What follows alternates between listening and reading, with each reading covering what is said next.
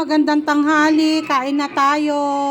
Ang ulam namin is laing. Thank you, Tin, sa padala mo. Thank you sa pasalubong na laing. Masarap, masarap siya. O, yan, o, laing, o. Ang sarap. O, ayan, nakakamay na naman tayo. Baka magbas na tayo nito, sasabihin, laging nakakamay. Kasi ang sarap naman po talaga ng mga Pinoy pagka kumain, eh. 'Di ba? Pagka laging nakakamay. Talagang yan ang ano ng Pinoy. Trademark ng Pinoy. Ang magkamay. Ang sarap talaga ng laing. Tayo, oh. Ang sarap ng luto ng laing. Minsan pagka gagawa ko neto. Sa tanang buhay ko, hindi pa po ako gumagawa neto, eh.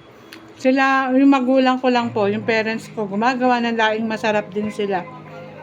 Yung iba, Makate. Ito, oh, sarap, oh. Thank you, sarap ng laing. Sarap. Sarap talaga. Madalang ako mag-appreciate ng laing pagdating sa laing. Yung natikman ko lang yung sa tatay ko. Ang nasarapan ako at saka ito. Ito. Hindi ako pala bili ng laing sa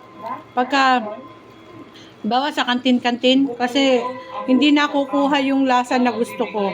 Ito lang laing na to tsaka yung luto ng parents ko na sarapan ako.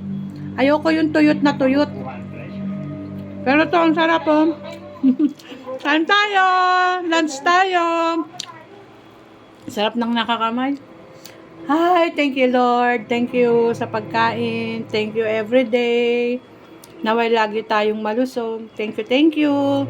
Kain tayo. Laing. Laing dyan.